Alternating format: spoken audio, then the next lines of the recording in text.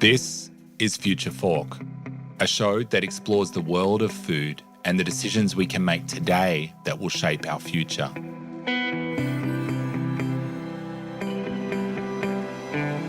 On the show, you'll hear from innovators in the food space. We'll have disruptive conversations with people from around the globe who are taking the lead on topics like food sustainability, ending world hunger, food security, and so much more. I'm your host, Paul Newnham.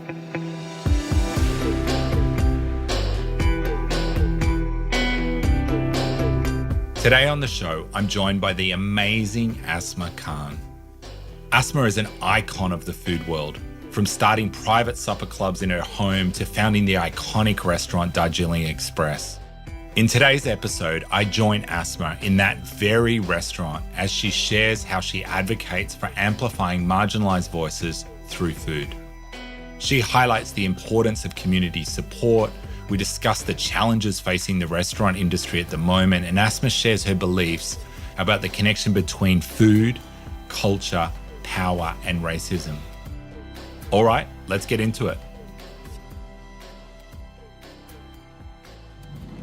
It's so exciting to be here today at Darjeeling Express with Asma Khan. So Asma, really excited to have you on this conversation, this podcast today.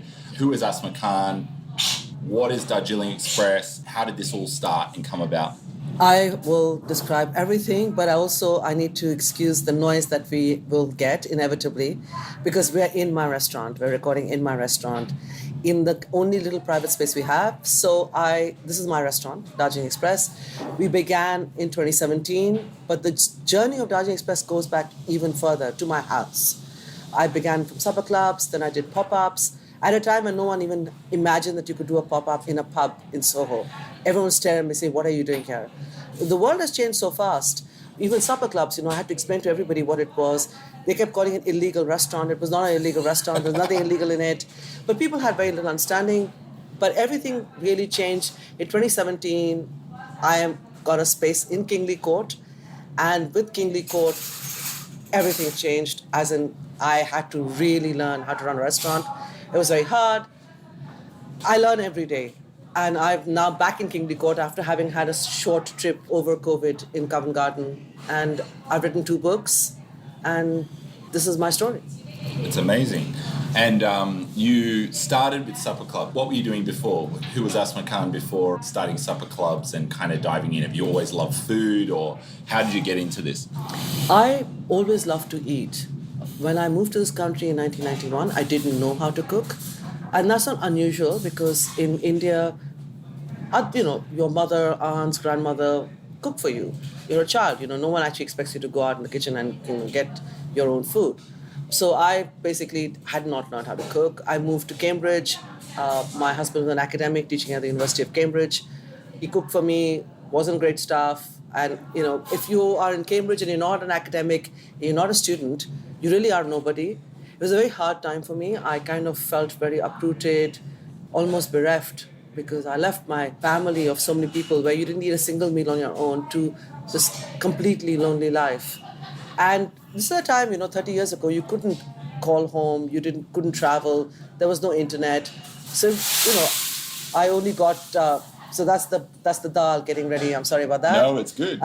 So the background noise is part and parcel of the restaurant. And I struggled. And then I eventually figured out that I needed to study.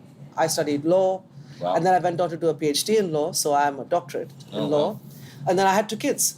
But I never imagined that I would have a restaurant. I thought I really wanted to do something with food. I loved cooking for people. I loved feeding people. But as you didn't see anyone like me in food media, forget restaurant world, you didn't think that there was any place for someone like me, accented, in my 40s, having had no restaurant experience, where my partner, my father, my brother was not a chef. I didn't see anyone else there who succeeded, who was a female, who hadn't had this level of mentoring and level of financing from men. So you didn't see anyone in that space at the time, but you had this kind of vision of what you wanted to kind of get involved in. So was that easy, or how did the journey happen? Like, was that moving from supper clubs into a space an easy process? It was not easy, but it was not that I planned it. I wouldn't have dared plan such a crazy journey because you can't plan these things. I literally was in a pop-up and I was struggling, not doing so well. Faye Mashler turned up, who was then the food editor for the Evening Standard. Evening Standard, very powerful at that time. This was before everybody thought they were a food critic and they were not doing their own little Insta bits and pieces. Different world again. Yeah. And very powerful, came in, loved the food. Overnight, the whole of London wanted to eat my food. And the landlord offered me a restaurant. I didn't go looking for a restaurant. I didn't dare think I could do that. Then, of course, getting the money was a big challenge. Yeah. I didn't even have a credit card. So I had no credit history, I had no business ideas, I couldn't explain profit and loss, I couldn't explain a business plan. I could tell you how I cooked the food, I could tell you stories about my women, I could tell you stories about power and struggle and slavery and empire. I could do all of that, but I could not explain a business plan because I had no idea what I was meant to be doing. And I learned the hard way. I struggled, I had amazing friends. Men and women stepped in and helped me. That's great. And it's really important that I say this because everyone thinks that they see you as a sole founder, as an entrepreneur. They think this is a journey you've made on your own. You make this journey as a collective. I was always with the women who were cooking in the kitchen. I'm still with them now. There are friends who have stood by me throughout. Many more friends have abandoned me on my journey. But some stayed the whole journey. Some stayed to see me go on to Netflix, to Top Chef, to getting publishing my books. So it's really a collective of people. And it's not just me. And I think this is an important thing for others who are starting their journey to understand. You need to have your tribe. Your tribe doesn't have to look like you. Your tribe doesn't have to be all female. Your tribe doesn't have to be the same skin color as you, like you would expect in a tribe. You work in a group together, you reach out. I would still consider you someone who I would have reached out to if I had needed advice. And this is, that's why I'm very happy to do this, because I think that the people who've been kind and compassionate and supportive and have applauded you on the sides, this is your tribe. And for too many people do not talk about that because they think it takes away from their success. If you say, I didn't get here on my own, I say this and I say it now again, I stand on the shoulders of giants. The giants in my kitchen, my 60-year-old grandmothers who are not even 5 feet tall, little women who have worked so hard. And I stand on the shoulders of giants who are friends, who didn't understand that on bad days, they sent me friends to my supper clubs, who sent me snippets of articles in other countries, put it up on Facebook and said, oh my God, here you are. And those are the turning points. So on bad days, you had friends who would tell you, we believe in you. And they didn't know how hard it was for me, because it wasn't that I was going out saying, I'm struggling. But to have the kind of solidarity and empathy of people around you is a huge factor in who succeeds, who doesn't succeed. That's really interesting, the way that you're describing that kind of tribe / community / network. I mean, and I think too often we do talk about solo success stories, and we kind of almost we create heroes. And I would say you are a hero to many people. And, we were at an event the other day and people were like so touched by the stories that you shared. I love that you also acknowledge that it's not a solo effort. It requires a community. And I think this is something that in our world we often forget, is that we forget that there's a community. But you've brought that even into your business model with your kitchen. You always describe it's a community of women that work in the kitchen together, and then you have that ecosystem around. I think that's really interesting. Did you intentionally kind of have a moment where you kind of realized that? No, I can't fake it. Yeah. Because if I had talked about it, of myself being this tortured genius, the Van Gogh of the culinary world, this tortured female who has done this all on her own and figured it all out and done everything from chopping the onions to washing the pots, that no one else is involved. I couldn't live with myself. This is so fake. Everybody else does it. You have the Gordon Ramsays of the world and others who I will not name, who present themselves as this person this is entirely their doing. And again, when you look at things like Michelin, The Michelin star is given to a named chef. Yeah. Although really it's been given to the restaurant. But suddenly, this is a Michelin starred chef. The chef becomes the person who's holding the star. And please show me a plate of food in any restaurant which has been entirely done by one person. From washing it to cooking it to going and buying the ingredients. It doesn't happen. It doesn't happen. But somehow everyone's allowed to get away with the whole idea that this is a soul effect and I am this great genius. This is completely wrong. Yeah. It doesn't happen anywhere. And for most restaurants who don't have an open kitchen, so you may not see it, they're not the same color of skin as the owner, the chef. They are people who have different stories. Yeah. They are almost entirely immigrants. Brexit hit hospitality so hard for one very obvious reason. They were mostly Europeans. People in service, working in back of the house, sommeliers, mainly all Europeans. Didn't have English people working in kitchens. You have a huge problem now in hospitality because we asked them all to leave. Yeah. We made their lives so difficult. Yeah. We made them feel so unwelcome that we're now stuck, that you don't have staff. Everyone's talking about a staffing problem. Why aren't we talking about racism? Why are we not talking about how certain industries, the absolute backbone of them are, Johnny foreigners? But no one wants to say that. Yeah. They want to act like this is just not happening. The ethnic food scene in London is what makes London the capital, I think, the food capital of the world. I agree. What is so exciting is not British food. I'm not dissing British food, but what is so exciting is the kind of food you get. The people who are bringing the produce, celebrating their cultures. It's incredible. It's like an explosion of flavors on the streets of London. From absolutely simple little eateries in Southall and Wembley, and you find them, sadly, now being erased from Elephant and Castle. But, African food, Asian food, all kinds of cuisines are all in this place. But we do not talk about them because somehow we just are able to separate food and culture.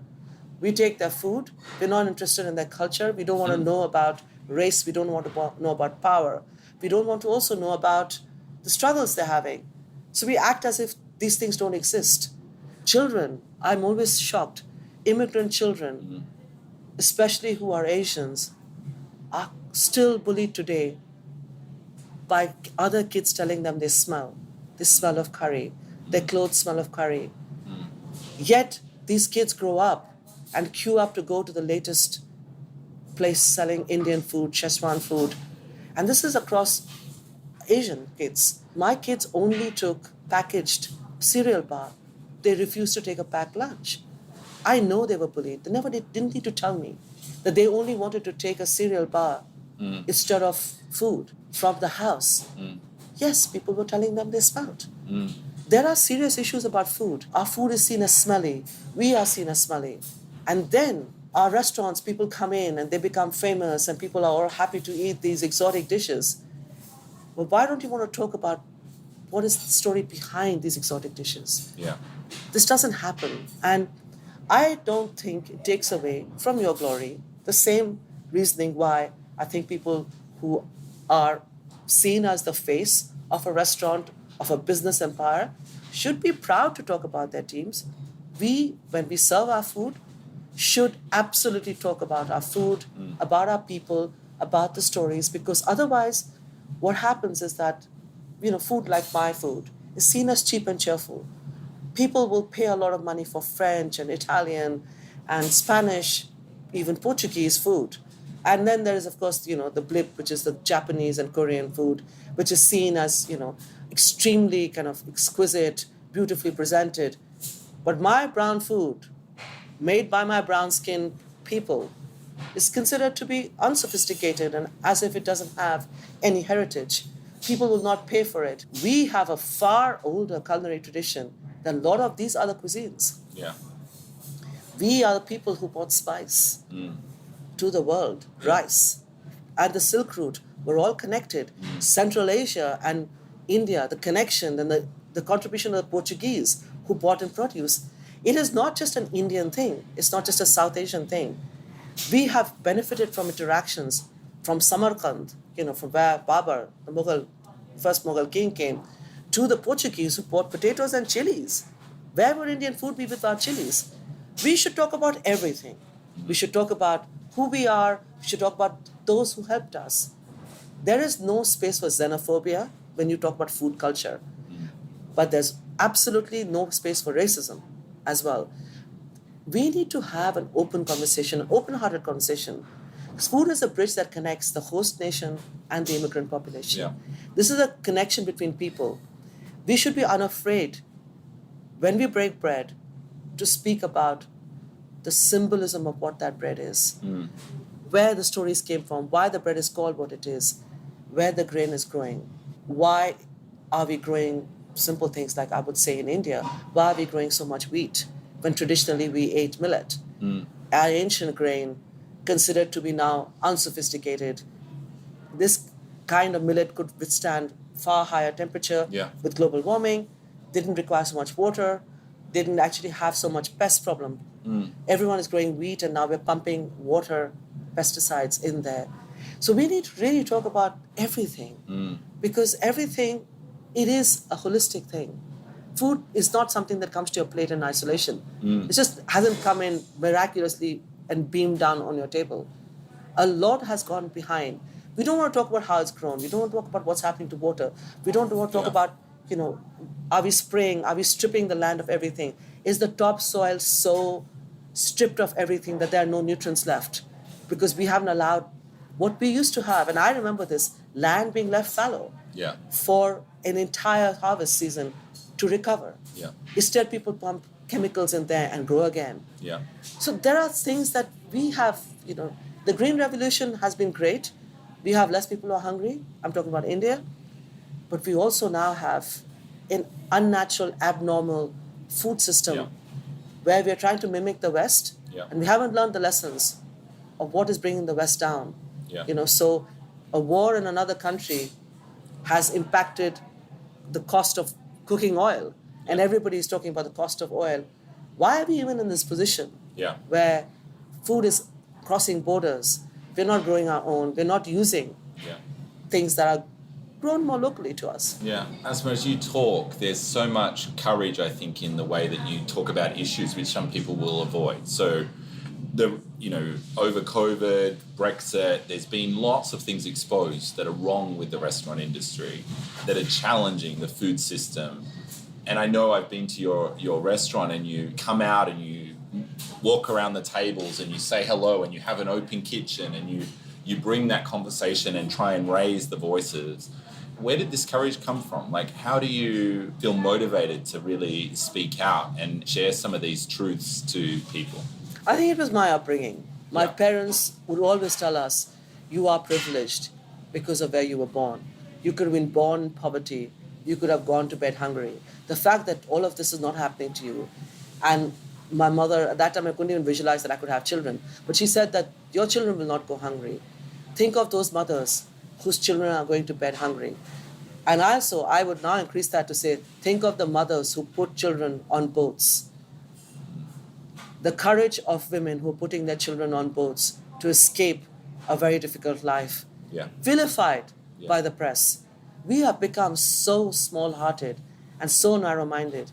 I have to be brave because I do not have to put my children into the sea for a better life. I don't need to go into a food bank. Children are going to bed hungry in this country. There's food poverty here. Children are coming to school hungry. They are half asleep in their first lesson because they have not eaten. How are we even living with all of this? I cannot breathe. I cannot live. And I cannot be at peace. I am tormented by the fact that I live in the midst of hunger. In this country, that there is hunger and there's poverty, there's starvation, there are war zones. And I feel that if I have a platform, I have this microphone in front of me and I'm speaking with you, that I should be talking about those who do not have this access right now, who are not sitting opposite you and speaking. I could talk about myself. It's the easiest thing to do. But I need to talk about others. And this is not about bravery. It's about the moral justice of humanity. that everyone, you need to be human and understand that your privilege, the fact that your children are privileged, that they have choices, that they're not barefoot and starving on the streets. How can you even think that anything else is more important? You have to use your platform. You need to be successful. You need to build businesses. You need to build communication channels and use them to amplify voices. I'm not saying be the voice of the voiceless. They're only voiceless because they haven't had the power to come to the stage. Yeah. You amplify their voices. You amplify their voices and you try and bring them on the stage. That's what I'm doing. I brought my entire all-female kitchen on stage. I'm constantly talking about race. I'm talking about women. I'm talking about, refugees. I've been to Iraq. I've set up a camp. In the refugee camp, I've set up a cafe. You're doing stuff with the World Food Program, lots of different. I am the chef advocate of the World Food Program. And I'm doing all of this because it really matters. Yeah. You can't work this hard. I don't think I sleep very well. I don't think I've had time to look after myself. I feel every day I live one day less. Yeah.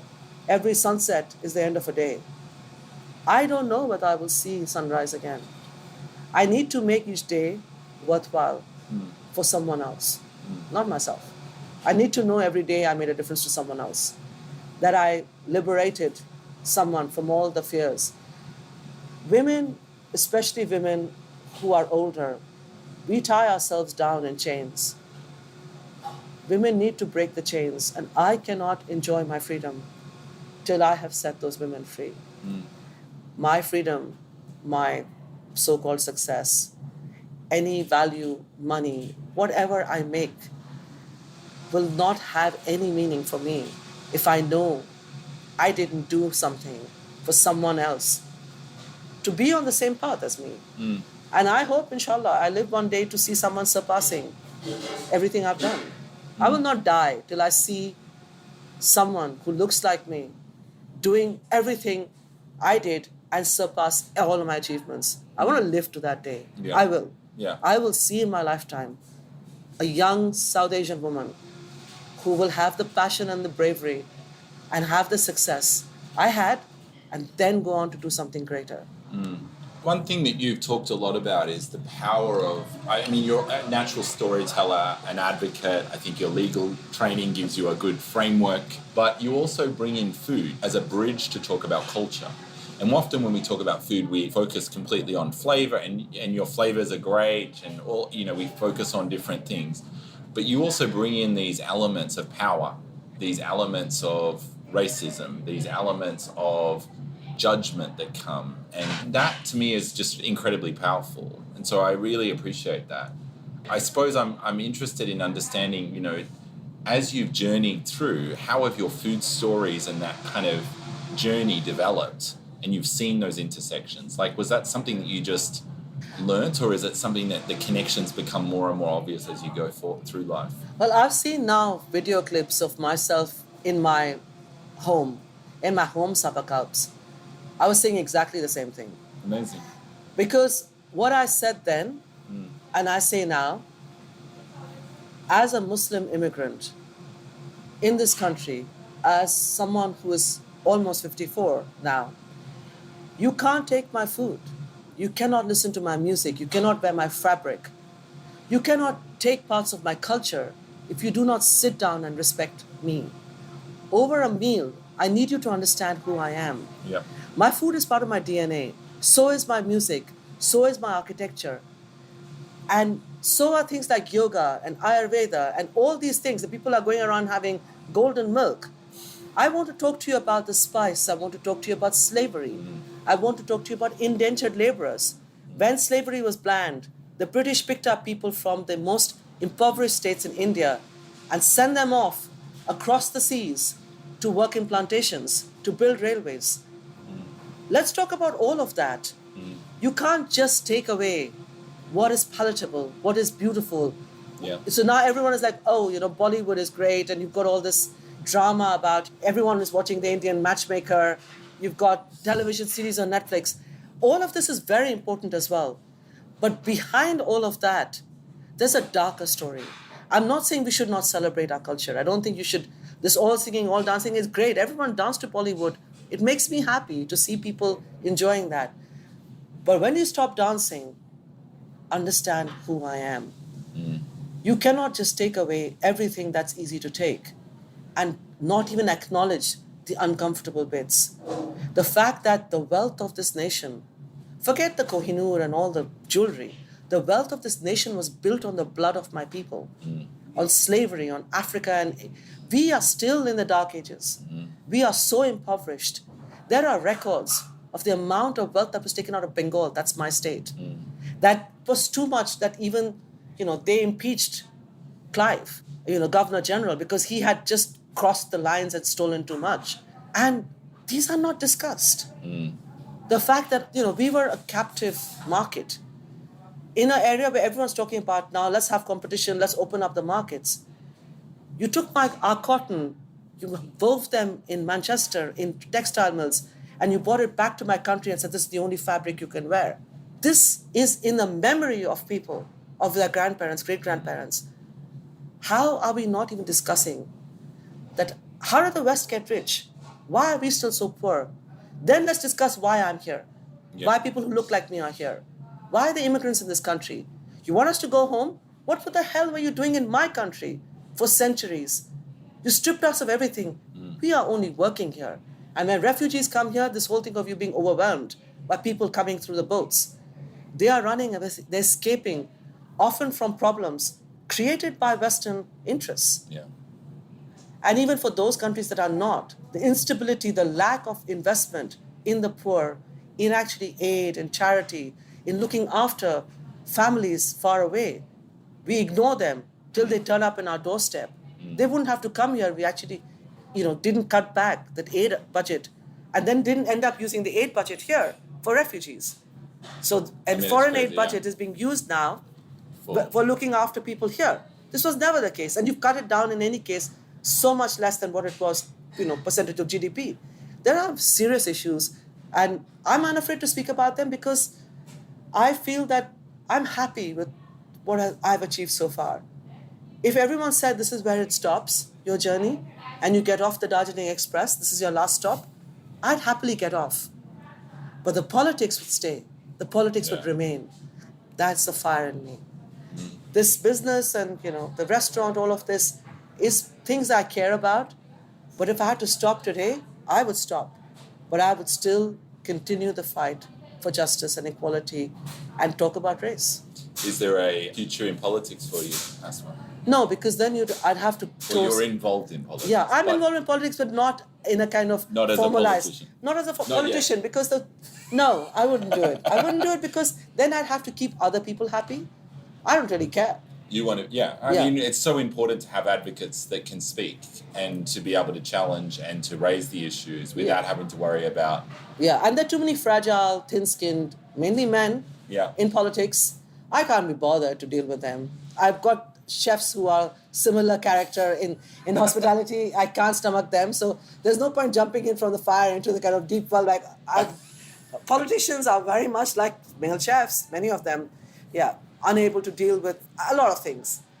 So I would not go into politics because I think that I would rather be the heckler on the sides and be free to speak up. So from your experience, Asma, in all the work that you've done and all the successes that you've seen in the community that's surrounded you, what would be something that you would give as a piece of advice to somebody just starting their career in this space and really wanting to think about the role they should play, the potential place they should create, or the platform they should try and move into?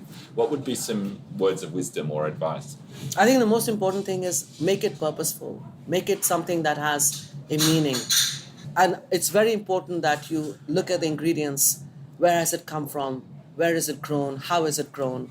What's happening to farmers? You do not need to have out-of-season stuff on your menu. You do not need to have garnish and things that are grown in unnatural conditions so that your food looks pretty. Start the journey with, I always call it mitti or watan, which is the earth. That is your first partnership. If you're going into food business, the earth is your partner first. The soil is your partner. And then it is like, imagine yourself as a sapling. You need to have roots, you need to grow. And don't just see this as something that is so temporary. It's really about what's trendy. This is the thing that's, trending on Instagram. This is what everyone likes. So let's have this odd-looking food. You need to imagine yourself as if you're a sapling, that you're going to grow into this big, powerful tree. I want to end by something that I think people don't realize. This is a few years ago, I went to see an orchard being planted, a mango orchard, because the trees had aged and had to be cut down. And I was so surprised that all the saplings were being planted really far away from each other. And I was saying, my father, what are you doing? You're wasting this land put another sapling. He said, he used an Arabic word called ummeed, which is hope. He said, this is how you should start a business. This is how you should do anything. You have the hope that this sapling will grow into this big, powerful tree and will need all that space so that they will eventually touch each other and meet. But both need space to grow. So for anyone starting a business, please imagine yourself as that sapling. Give yourself space, give yourself time, protect yourself, get a tribe around you so that you can become powerful. Don't think that overnight you will become successful. The stronger your roots, the more you will withstand problems, and you will have loads ahead. You will have to deal with a lot of storms. So really build your business up for the long term. Amazing, Asma, and thank you so much for all that you do in helping to support some of those new saplings that are out there and give them space. And I think you create space by speaking out, by being courageous, and really extending people's understanding of what's possible. And I think this is really key. And I love the concept of the tribe that's around you and gathering that tribe, because I know that's been my experience, and it's great to have you in that forest or that mango field together. Thank you very much. Very excited. Thank you. Thank you so much, Asma.